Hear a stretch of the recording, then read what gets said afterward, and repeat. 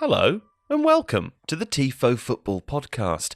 I'm Joe Devine, and I'm joined now by Alex Stewart. Good morning, Joe. And Seb Stafford-Bloor. Hi, Joe. Hello. We're going to chat broad themes today, teams including Everton, Liverpool, Man City, Arsenal, Spurs, West Ham. That's where the teams end.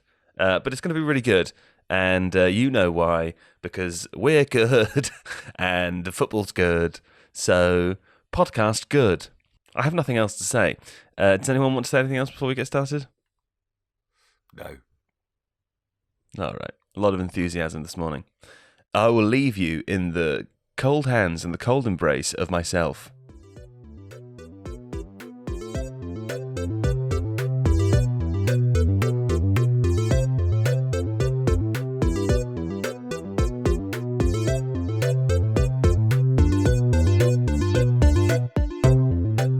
Let us begin, dear friends, with Manchester City and Arsenal. Now, of course, Manchester City and Arsenal played each other over the last weekend. Alex, I just want to put this to you. We talked about it a bit at the time, but something that frustrated me enormously whilst watching that game was the way in which, and I normally love Jamie Carragher, and this I don't really, I'm not trying to level a criticism. This isn't a dig. I'm not trying to start a beef, but he just kept saying that the players were freewheeling. I mean, players from both teams, Manchester City and Arsenal, of course, there were some jokes towards the beginning of the game. I'm worried it was Gary Neville and not Jamie Carragher. I can't remember which one. They're the same. they made these jokes about, whoa, where's the right back starting? Are they in the middle? And is there a winger that's cutting inside? As if these things have never happened before, ever. And this is the first time teams have, had unusual formations or players that fulfill more than one role or do more than one thing. It's never happened before, ever, never. And they kept sort of making jokes about it. No one could predict it. We didn't know what's going to, the players are freewheeling. They're not freewheeling. They've been told what to do. They've been told what to do by coaches that tell them exactly what to do and are renowned for telling them exactly what to do. Can you just explain that a little better than I have done, please? Because it's very annoying. I think you've explained it quite cogently. Yes, I mean, it's so that obviously that Manchester City formation is a sort of kind of a 3-5-2, possibly. If you actually look at the average position in the passing map, that Kyle Walker, for example, starting as a right-sided centre-back, is pretty much in a kind of right back slot. Cancelo is kind of playing further up the pitch, almost as a wide right-sided player. So it's not, the starting formation for a start is not necessarily how things manifest, particularly when a team is in possession. It's much more of an indicator of how teams are in a kind of defensive position, usually mostly in a sort of mid or low block. So that's the first thing to say, that don't look at the formation and think this is what the team is going to look like on the pitch all of the time. The second thing to say, exactly like you said, is that these teams don't freewheel generally, because that's just not how it works. And you're dealing here with Guardiola and Arteta, with two coaches who espouse the philosophy of positional play, which is highly orchestrated. We've talked about positional play a number of times. We talked about it on the State of the Club tactics segment, for example. There are a set number of rules about where players should be, that there shouldn't be more than, 3 players on the same vertical line, 2 on the same horizontal line, or is it the other way around? I can never remember. That, if a player is in a particular zone and leaves that zone, then another player has a move into that zone. That everybody moves around the pitch in an orchestrated fashion with these repetitious movements that are learned and practiced, and that's why tight control and spacing is so important. Freewheeling.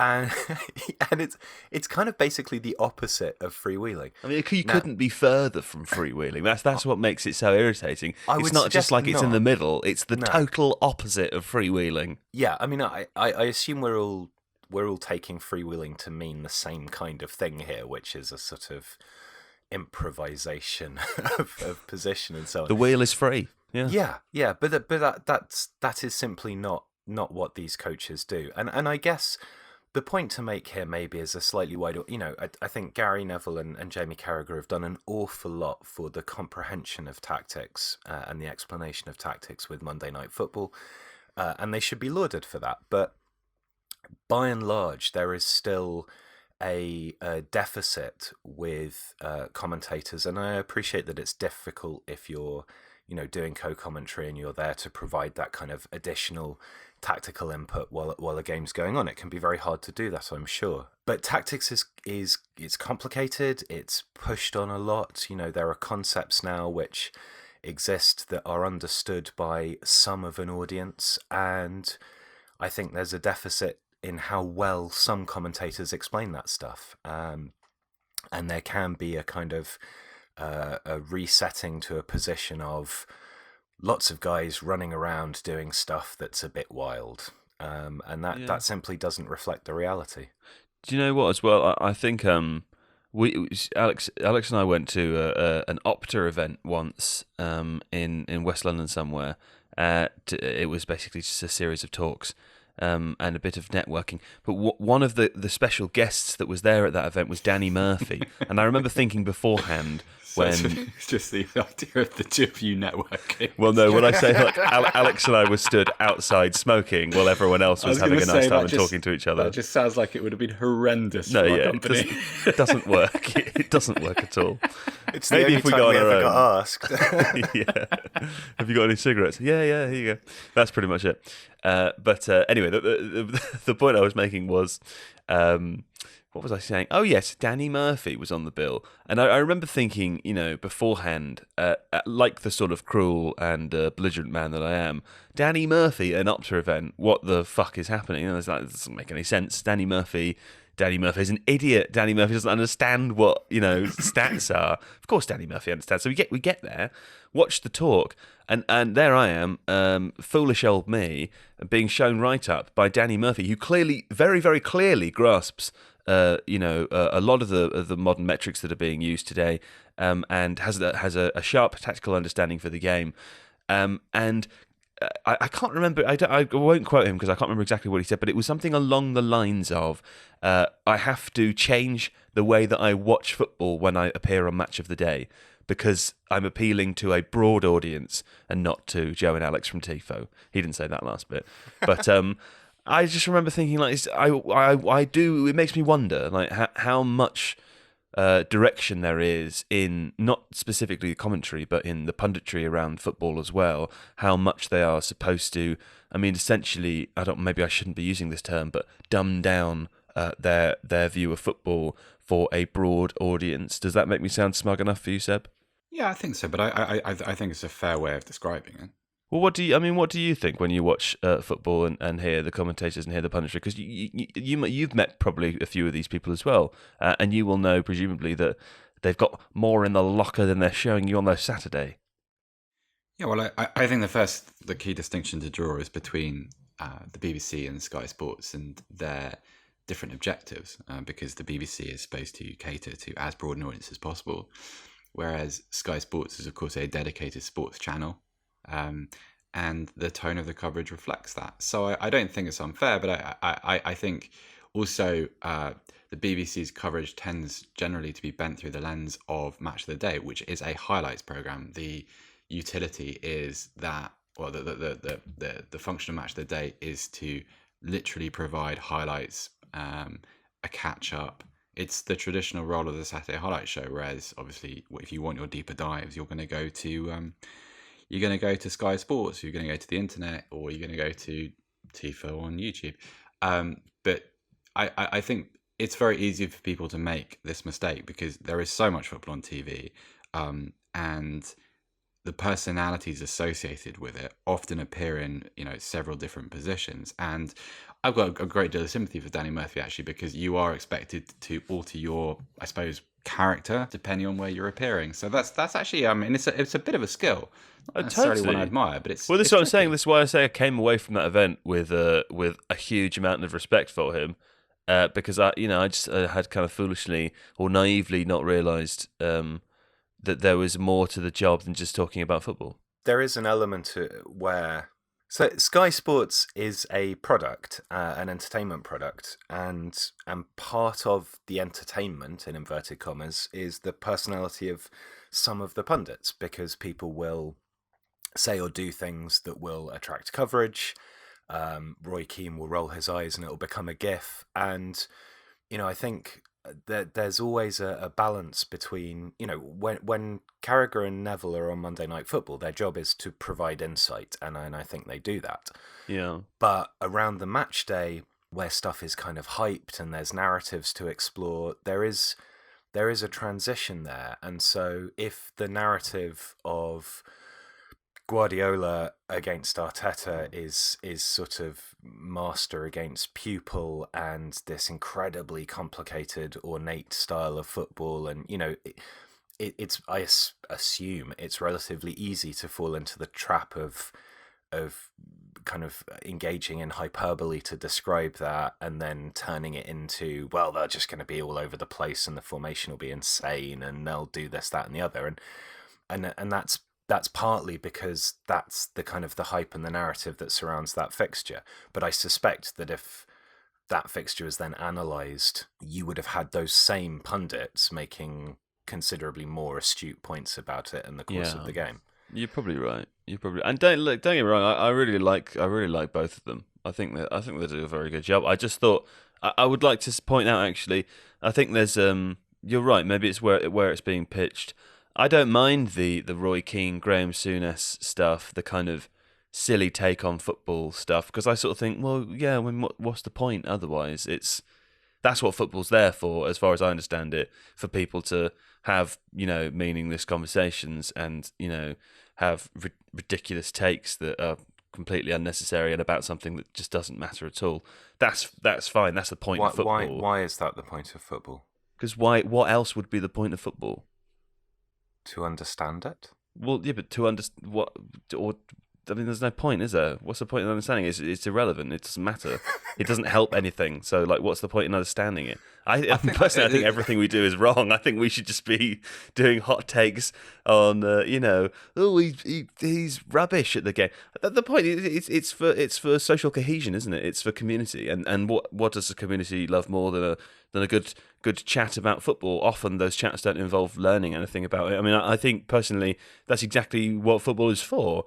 What I don't like is when football is not being discussed in that realm, i.e. it's been discussed in a kind of more educational realm, like the commentators, whose job is not to, do gossip or whatever, but to actually commentate on the game, and then is inaccurate. That's just irritating. But I don't mind all of the kind of stuff around it. Do you understand what I'm saying, Seb?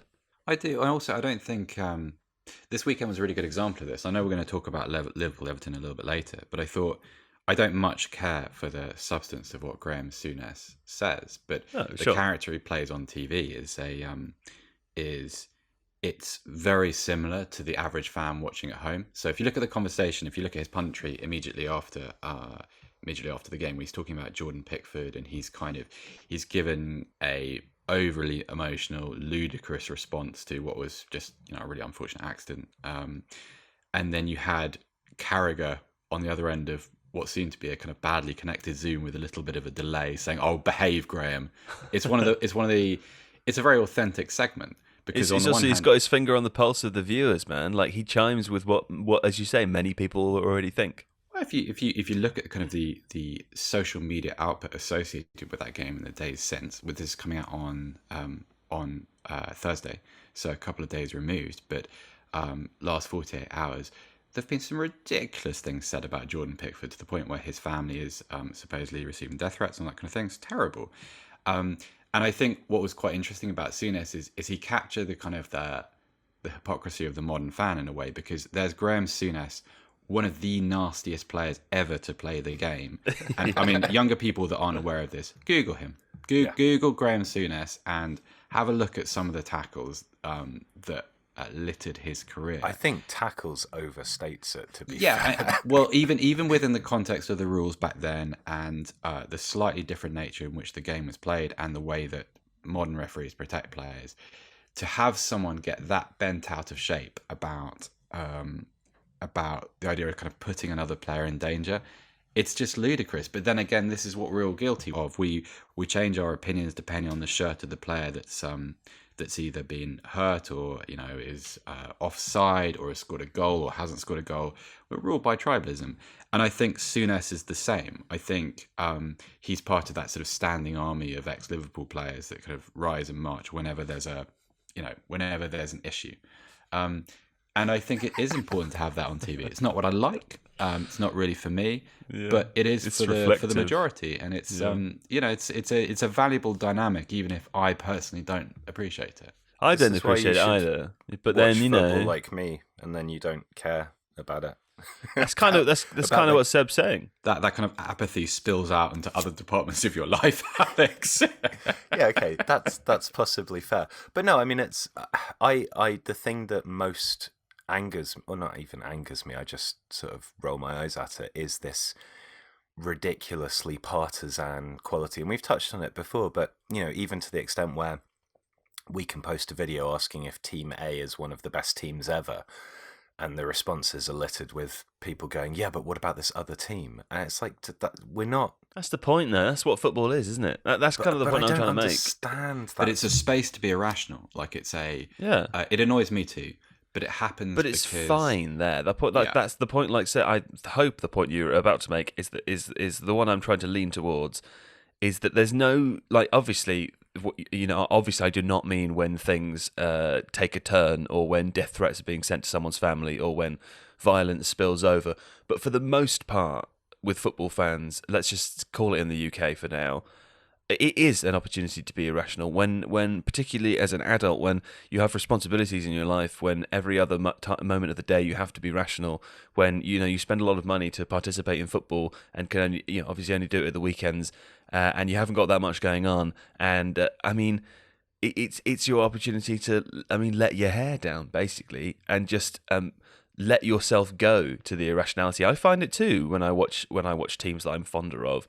I find often I get sort of drawn in to if there's a tackle on a player that I like, I might swear at the player who did the tackle, even if I know it's a mistake. Doesn't matter. I'm letting myself get caught up in it. Thus the point of football. Without that, I literally cannot understand what it would be for. I mean, I think it would be completely pointless without those irrationalities that you're describing, Alex. Possibly, but I still get what you're saying, and I suppose this is just a difference with me personally. But I don't feel the need to have an irrationality. That's because you've buried your anger deep down, and the football isn't enough to get it out. Until now, maybe if you were watching your parents play football in the garden, that might trigger something. I don't know what that would be. Yeah, my mum Graham Sounessing my dad. That would be quite funny. Anyway, let's talk about a different thing after the break. Let's talk about... I want to talk about Spurs West Ham, because we sort of did Spurs the other day. We didn't really. We just did how Man United collapsed in front of Spurs. And Spurs are pretty good, aren't they? Or are they? I mean, I don't know anymore. I'm so confused about it because they did the goals and then they conceded the goals. We did have our opportunity to see Gareth Bale, of course. There was a little more of Kane in the playmaking role, which I know Alex is keen to discuss. And of course, that Manuel Lanzini goal was bloody delightful, wasn't it, Seb? Sure was. Although, so a little bit of a behind the curtain moment. I got on a plane at 3-0 Tottenham, and the plane landed about 3 minutes after full time. It's a good band name, that is.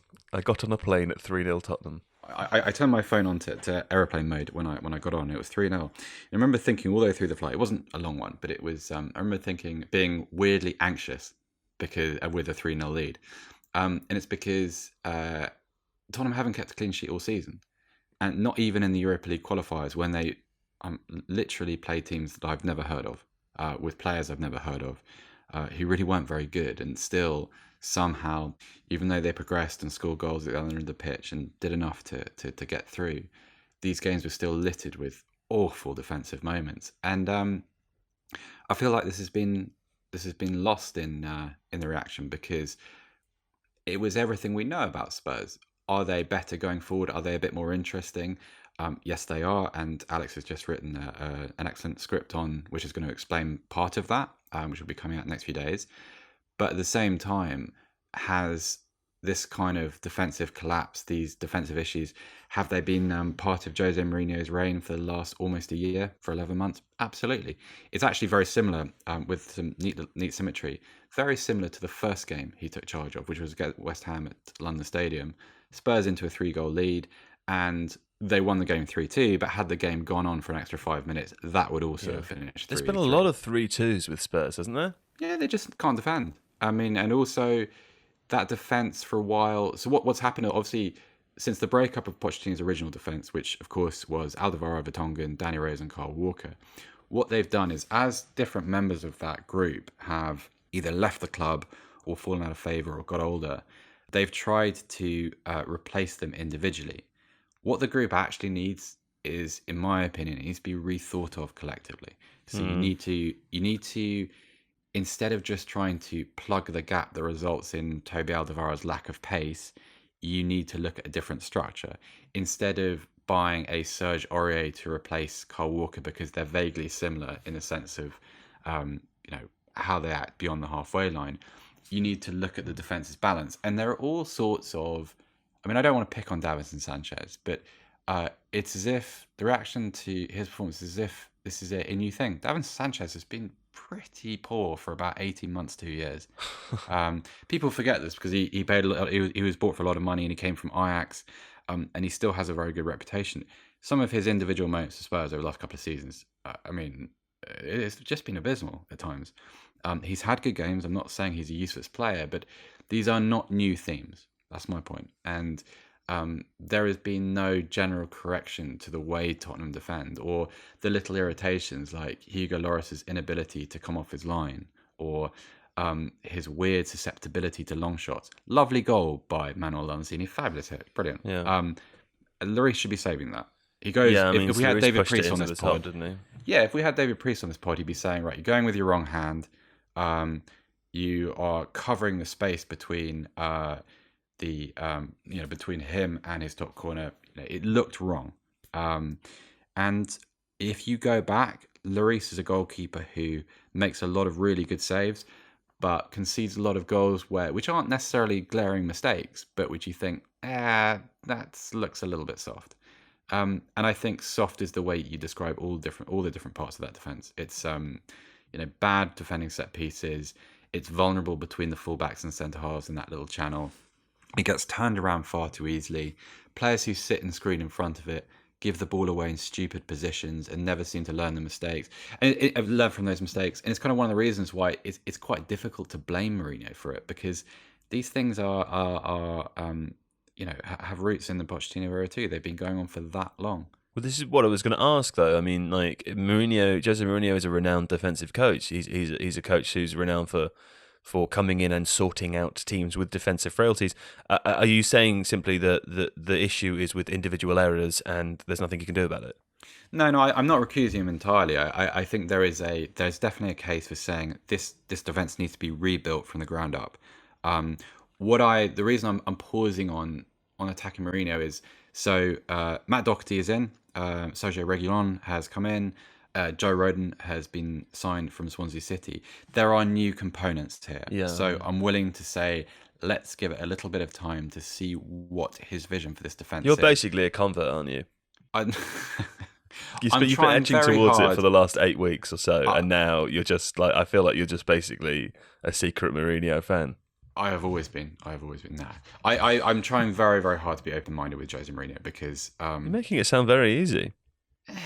It's tricky. I just think I think there are times when, if you're a Tottenham fan, if you're honest, you would recognise themes from that West Ham game in Tottenham's play for the last 2 or 3 years.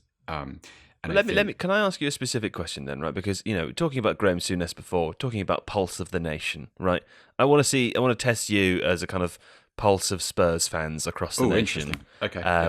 When we started this season, which really was only 2 months ago. I have no idea. 5 weeks, maybe something like that. 5 weeks ago, was that really it? maybe we're talking about the end of last season then. At some point this season, this year, you vehemently hated Jose Mourinho, right? We had several conversations about it. You thought he was a terrible, terrible choice. I think it might have been the discussion after that Everton game. You know, it's not that you didn't rate him previously as a manager, but you did not rate him now as a manager for this Spurs team in this situation. And over the last 5-6 weeks, I know you're probably just going to say it's the results, but you've definitely pivoted on that position, and I wonder if you are similar to many Spurs fans. Can you just walk us through what's happened to you?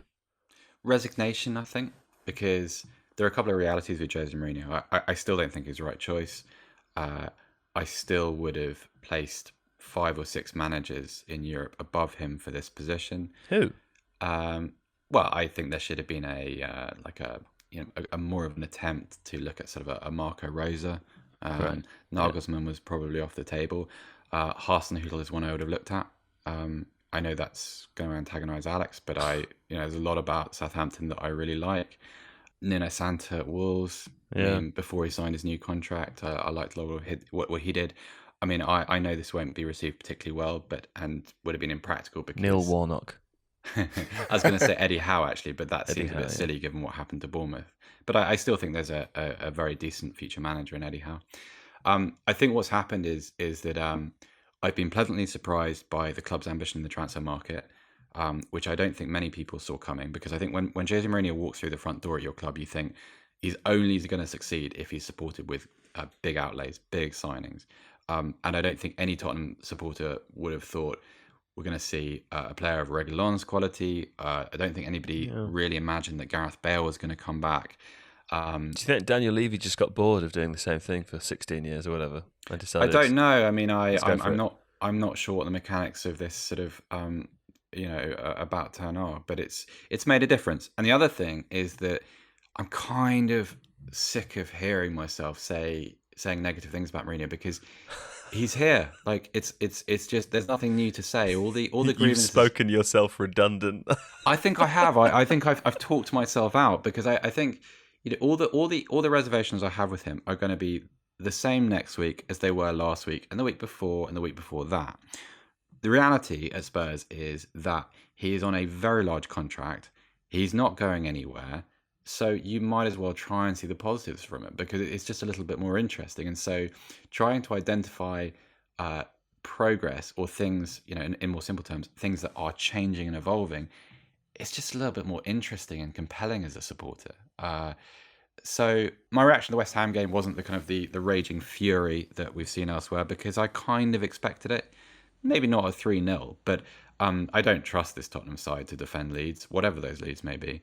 And actually, if you look at, I watched the game in its entirety, already knowing the result, so sort of a dispassionate perspective. But if you watch that game, especially that first half again, and the kind of the opening sort of 10-15 minutes of the second half, I don't think Tottenham were. I don't think it's quite as simple as saying Tottenham were really good for 85 minutes and then fucked it. It's not. It's just not the case at all. They had a good 20 minutes, a very indifferent hour, and then a really bad 10 minutes. It's really not more complicated. I agree. I felt really bad for West Ham during that game because they didn't deserve to be 3 down. No, not at all. And actually, the commentary again. Not to just be that person that moans on about the commentary. I don't mean to do that, but I found it very dispiriting, particularly if I was a West Ham supporter watching that, because the commentary kept reminding me that West Ham had a terrible game, and I just didn't correlate with what I'd seen at all. I mean, obviously they'd had a bad first few minutes, and some severe defensive wobbles, which resulted in 3 goals. But also, not to take away from Spurs, those goals were excellent goals. They were difficult to defend goals, right? So it's not the end of the world. It feels like it when you get to 3-0 down. But Spurs, the constant sort of commentary line of Spurs was that they were in cruise control. And they weren't at all. No, they were in cruise control in the sense that they were 3-0 up most of the game. That's sort of cruise control. You've got a big, there's a big space between you and drawing or losing, right? Which obviously inevitably they managed to do. But in terms of controlling the game, having more possession, looking more dominating while they were playing, making better passes, creating more chances, just looking more confident, they didn't do any of those things. And I kept watching it thinking, am I sort of falling asleep for moments of this, or am I completely misunderstanding what's happening in front of my eyes? Are West Ham being done a disservice here? In some ways, I think it was worth it for them to score 3 goals and come back in that game just to prove the weird commentary team wrong. I think what you've landed on there is the privilege of having world-class attacking players. Yeah, they score goals. Yeah, that score goals because you're not reliant on team performance. You're reliant on little combinations between those players, which give the illusion of authority within a game, or at least the idea that Tottenham were hugely superior to West Ham in the first half. I don't think they were. Watching it back again, like with a caveat that I watched it after I knew the result, but it was a full sense of security, and so nothing that happened after that, especially after the first goal went in. You could see it. You could see it in the way that Tottenham defended. Nothing's really changed without the ball, in terms of the ability to defend their own box. I mean, Mourinho has literally placed more players in the box, but the quality of the actions of those players hasn't improved. It's just the only real improvement, I'd say, 2 areas. Kane and Son, that combination has changed and become much more dynamic and effective. It's been wonderful to watch. And Tanguy Ndombele has improved immeasurably. He's reconditioned himself. I think beyond that, Reguilon's played very well, but early days there. Beyond that, I don't see much, which is there's not much cause for enthusiasm in many of the other systems at the moment. Some good results, but it's not. I don't know. It's a really good example of what happens of narrative, isn't it? This is what the score says, so therefore this is what my reaction must be. Like when I got off the plane, like I caught up with the WhatsApp conversation between you and Alex, and one of Alex's comments was, "Well, it's been a bit boring apart from the 6 goals," and I thought that was kind of Alex being Alex with his the way he looks at games. But then I watched the game back and he was right, and I think that's kind of indicative of the illusion of goal scoring and individual players having an influence versus an actual properly performing football team. Well, Alex, I would say I'd like to talk about West Ham a little bit. Who, as I said before, I thought actually weren't bad during the game. A couple of things that I noticed were the link-up play between Fornals and Antonio was actually very delicate at times and quite nice, particularly in the first half, and then obviously improving into the second. Also, Souček is big, isn't he? Isn't he big? Yeah. There's a couple of points just very quickly to throw back to Lloris, which I think is interesting. Last season, his post-shot expected goals plus or minus. Do we know what that is? Shall I explain what that is? That's the number of goals that he should or shouldn't. It's like goalkeeper XG, right? Yeah, basically. Yeah. So he was second best in the Premier League last season by volume and best by per 90. Which means he saved more than he should have done. He saved 7.3 goals more than he should have done based on the post-shot XG, yeah. Which either suggests he was lucky or he's a good goalkeeper. Correct, whereas this season he is the second lowest. Oh, so he was lucky. Minus 2.3. So maybe he was lucky, maybe he's not being protected as well, but it's worth saying that he, the point I would make is that it's entirely possible that actually Spurs' defensive issues last season were slightly ameliorated by an overperformance by a goalkeeper, and things could have been significantly worse had he performed at average. And in terms of that game, yeah, I mean, Seb's absolutely right. Like, although Spurs created slightly more chances, West Ham outshot them. West Ham had more accurate passes in the opposition half. West Ham had more accurate crosses. Like, this was an even game, and I think in terms of how the end result came about, yes, obviously if you have a massive swing in one direction followed by a massive swing in the other, it's hard to read off that. But actually during the course of the game, I think Seb's spot on. Spurs were not by any stretch of the imagination dominant, and a lot of that was to do with how West Ham played. I think Antonio's a really interesting player. He's a converted right wing back, effectively. Yeah. Who has also played in wide attacking positions and kind of been recast as a a centre forward, largely I think on the basis of the fact that he is exceptionally good in the air, and going back a number of seasons, he was the Premier League's highest scorer off headers quite consistently. Not this season. No, but it's Old a big DCL's vote in of, town, eh? yes, it's a big vote of faith in him, because obviously West Ham's sort of marquee signing in the last window was Sebastian Haller, coming off a fantastic season with Eintracht Frankfurt as a pretty complete all-round modern forward, but one who was supposed to be aerially dominant. And the fact that he just hasn't worked out at West Ham so far, and Antonio's got that spot, is a real vote of confidence in him. But I think probably because he started life elsewhere on the pitch, his link-up play is very good. He's an astute mover with the ball, and he drags defenders with him because of this aerial threat, and that allows West Ham's other attacking players to push forwards into space. I thought Yarmolenko was good when he came on as well. Cresswell is a danger, both from open play but also from set piece delivery.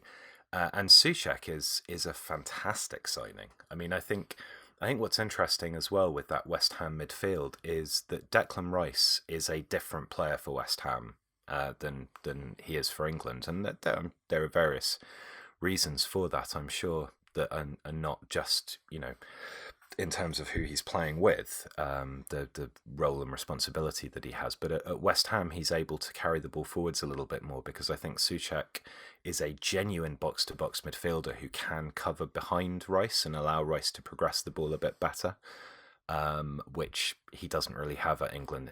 For England, his role is supposed to be much more, screening and focused on not really moving. So I think the balance of West Ham is looking pretty good at the moment.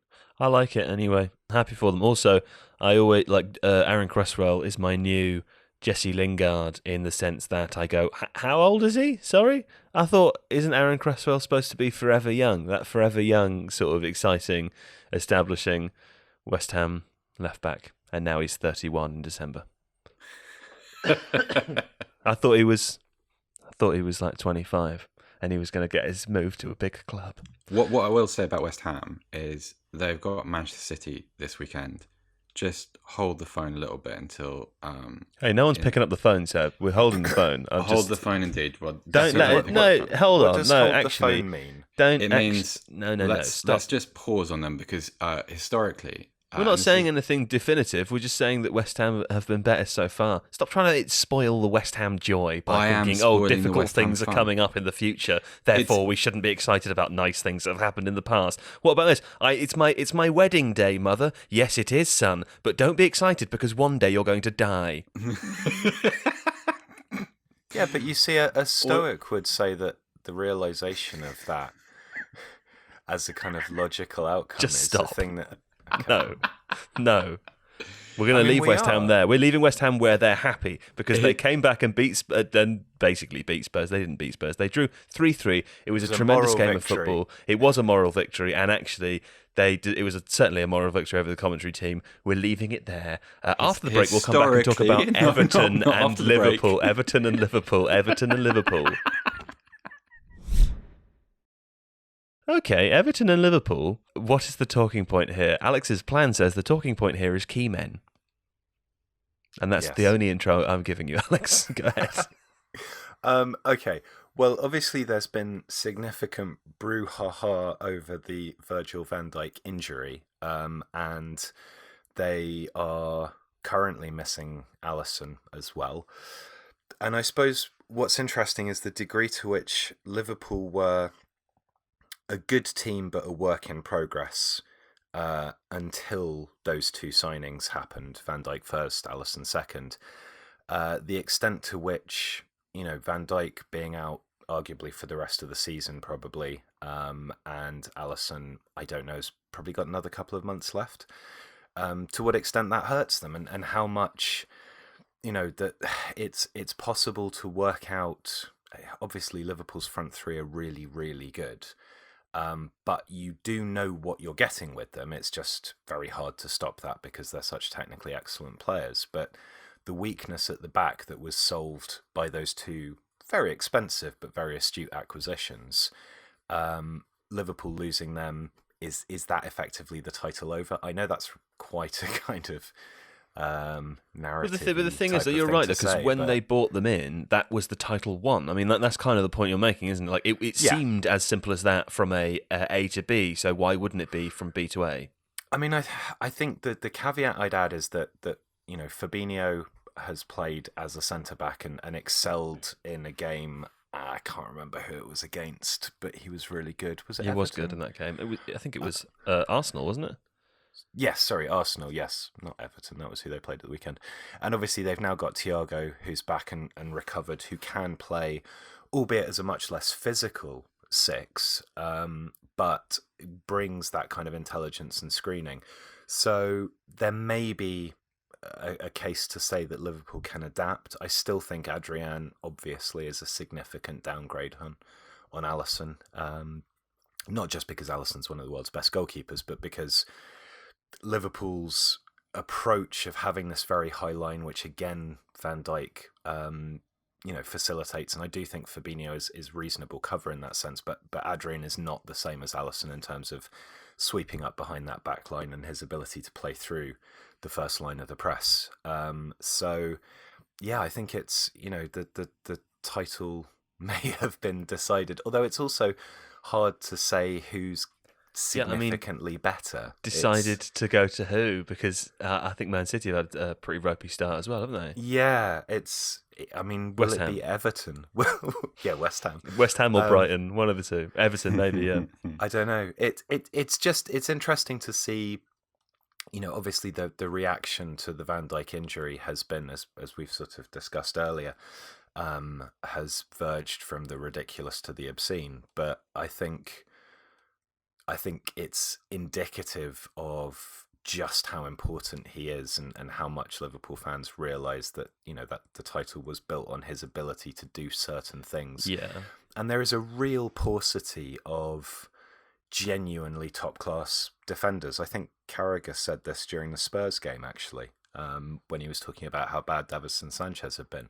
But it seems like the two key positions in modern football are centre-back and defensive midfielder, and there just aren't that many that are really, really good, and Liverpool are going to have to compensate for the absence of one by dropping arguably one of the world's best DMs back into centre-back, probably, and that's going to really hurt them. Well, I would say that my perception on this slightly changed. We were chatting about it last night because the outpouring of I suppose support and grief. Sometimes kind of verging on grief over Virgil van Dijk was enough to pause for thought. He's 29 years old, isn't he? I didn't realise that. I thought he was a little younger. I thought he was closer to 27. Do you just think all professional athletes are like 3 or 4 years younger than they actually are? I think that's what it is, yeah. But anyway, I thought he was getting older. I thought he was 3 or 4 years passing, younger. Yeah, we're all going to die. The idea that Virgil van Dijk is younger than me, anyway, just seems ridiculous because I feel like older people should just get bigger and taller as they get older. So 90-year-olds should be, basically giants. But Virgil van Dijk is 29 years old. He's going to be out for probably the whole season, right? I mean, maybe not, but possibly as long as the entire season.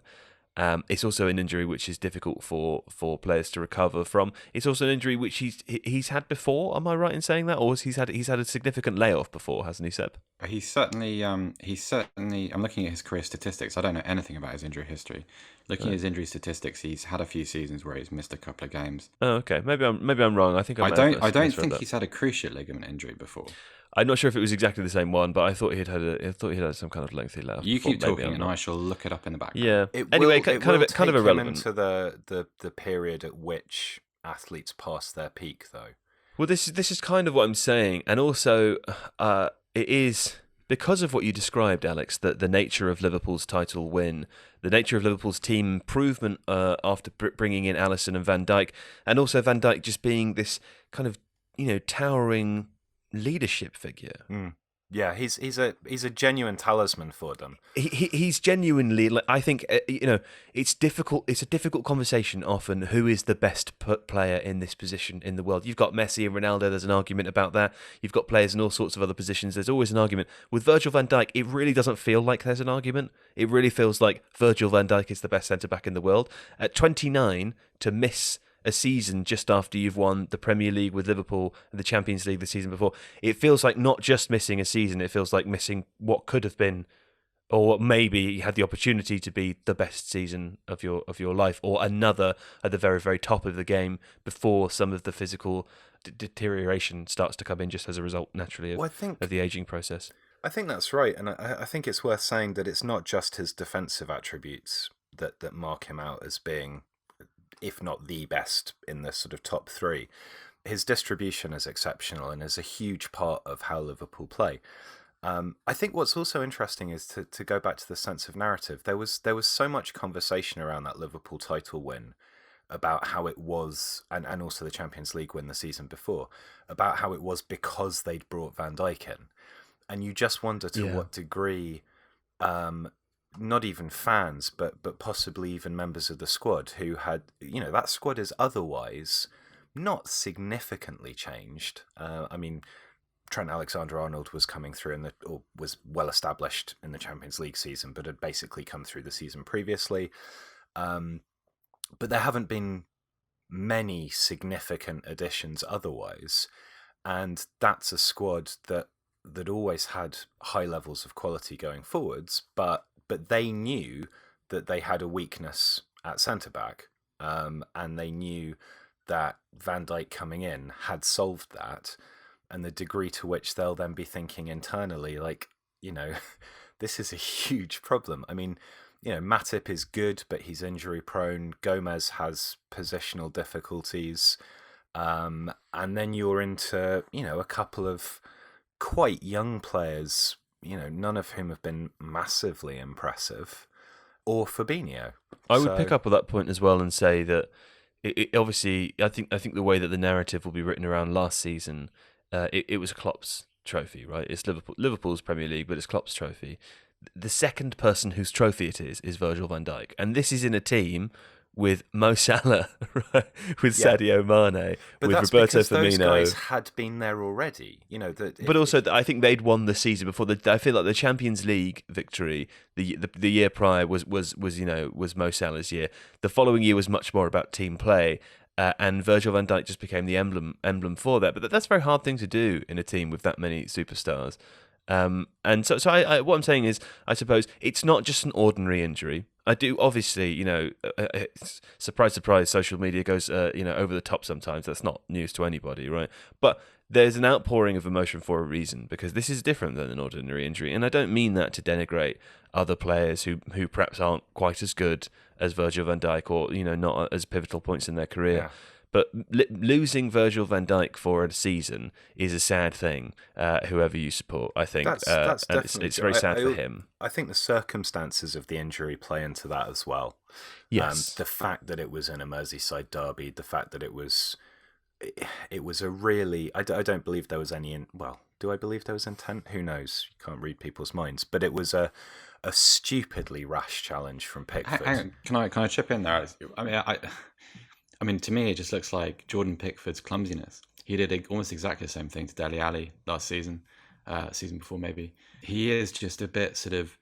I mean, when he comes out in that kind of position, his limbs go everywhere. He's I don't think that Pickford intended to hurt him. Absolutely, I don't. But I do think, yes, Pickford is a clumsy goalkeeper and his decision making is poor. But I also do think that he is an unduly aggressive goalkeeper in the way that he comes out for stuff.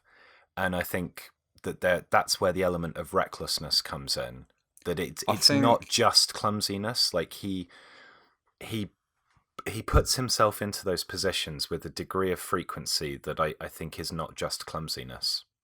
That I agree with. I mean, it's interesting if you trace that back. I think the root for that is probably his lack of size. I mean, he's not small, but compared to someone like Thibaut Courtois, for instance, he is on the shorter side. I mean, in terms of build, if you stand in front of him in a mix zone or whatever, you're struck by he's not that imposing. And so I think the natural compensation for that for a goalkeeper is to be quite aggressive. If you watch him, for instance, if you watch him try and punch a cross out of his 6-yard box, the way he attacks the ball is, as Alex says, it's full of aggression. And I think this is kind of a manifestation of that general attitude. Like you're trying to make up for what you don't have by being a little bit more physically imposing with your sort of technical behaviours. And it just seemed to be a consequence of that. I mean, I've seen some really stupid things written about this, and some. I mean, the thing about Pickford should be banned for as long as it takes Virgil van Dijk to. How can you credibly say something like that if you've ever spent any time around the game? Like, you've got some really serious people saying things like that. It's embarrassing. That was Julien Laurence, wasn't it? Yeah. I like him, but I think he'd probably take that one back if he had the chance. I think that's an emotional reaction to something, and maybe he recorded it too soon after the derby. We all have our bad moments. We've all said stupid stuff, but you cannot, I don't think that's particularly helpful when something like this happens. There was also an interesting thing I saw on Twitter, which is an unusual statement, granted, about contrasting... Is that the enjoyment or the Twitter bit? Is that both? That contrasting the reaction to this injury with a number of tackles that actually it was Arsenal players had suffered: the Eduardo leg break, the Ramsey leg break, and another tackle on Ramsey, that were much less critical of the player, even though the resulting injuries were worse, and arguably the challenges were worse as well. Certainly with the Ramsey leg break. But it seems like the reaction is sort of stoking itself. And again, I think this is a function of social media. This is not to say that the injury isn't really unfortunate and it's very sad for Virgil van Dijk, and I can understand that it's sad for Liverpool fans.